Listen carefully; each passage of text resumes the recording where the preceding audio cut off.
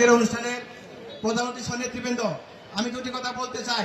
প্রিয় ভাইয়ের আমার, 1957 সালে পলাশী প্রান্তরে নবাব সিরাজউদ্দৌলার পতন হয়েছিল মীর জাফরের কারণে। সেই মীর জাফর আবার কালিয়াগড়ে সে উৎপত্তি বসেছে। কারণ আমরা একটা সুবর্ণ সুযোগ পেয়েছিলাম কালিয়াগড় উপজেলা এবং কালিয়াগড় পৌর নিয়ে আমাদের একটা সংসদীয় আসন করার জন্য আমাদের নেতৃবৃন্দ একটা আবেদন করেছিল। সেই আবেদনকে নস্যাৎ করছে এক মীর জাফর, তার নাম ব্যারিস্টার ইশরাক আহমেদ সিদ্দিকী। আমি তা বলতে চাই, যতই শুধু এই ইশরাক আমাদের কালিয়াগড় ভবিষ্যৎ নষ্টই করে নাই, আগামী দিনে যে উপজেলা এবং পৌর কমিটি দিয়েছে আওয়ামী লীগের দোষরদের নিয়ে, আমি তাই বলতে চাই, এই আওয়ামী লীগের দোষরদের কমিটি করার কারণে আমরা এই মঞ্চ থেকে ব্যারিস্টার ইশরাককে অবাঞ্ছিত ঘোষণা করতে চাই। এবং কালিয়াগড়ে কোন উপজেলায় কোন জায়গায় যেন সে মিটিং মিছিল করতে না পারে, সেটা প্রতিহত করতে হবে।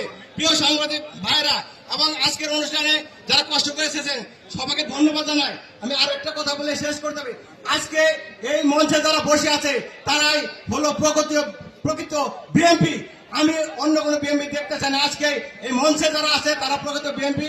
এবং আমি জনাব তারেক রহমান কাছে আমি আবেদন করতে চাই, এই মঞ্চ থেকে আমাদেরকে এখান থেকে যাকে নমিনেশন দেবে আমরা ঐক্যবদ্ধ হবে কালিয়াগড় ধানের শীষে পাশ করবো। সবাইকে ধন্যবাদ জানিয়ে আমি আমার কথা শেষ করছি। খোদা হাফেজ। বাংলাদেশ জিন্দাবাদ। জাতীয়তাবাদী শ্রমিক দল জিন্দাবাদ।